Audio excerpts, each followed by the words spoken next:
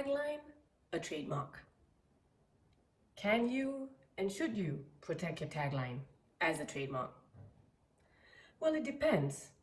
Sometimes taglines are just marketing gimmicks. They're just marketing calls to get more attention, to get more clients or customers. Sometimes taglines serve to function as a brand or a trademark. How is that so?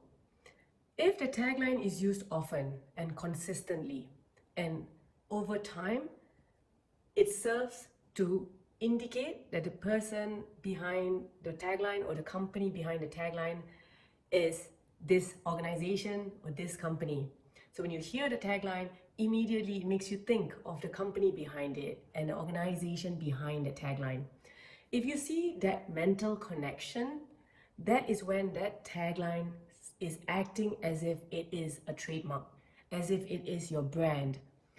So, for example, think about McDonald's. Their tagline is, "I'm loving it." And they've used it consistently over the years. And they have a jingle as well to their tagline. Another tagline that you would know would be Kit Kat. Have a break, have a Kit Kat.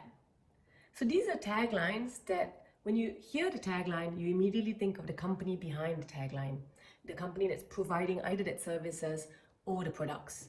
In the local context, in Malaysia, for example, though the brand that I'm going to talk about is not even considered Malaysian, we look at it as a regional or global brand now. AirAsia's tagline is, "Now everybody can fly." Everyone says it so often. And when you see the tagline, now everybody can fly, you do not think of any other airlines except AirAsia. That's an example of how a tagline is a trademark. So when that tagline, if you have a tagline that immediately denotes the source of origin of your services and products that you're selling, then yes, it is your brand, it is your trademark. You should get it registered, get protection for that tagline. If you have any questions, let us know. Call us in the number below if you're local. If not, drop us an email and we'll get back to you as soon as possible.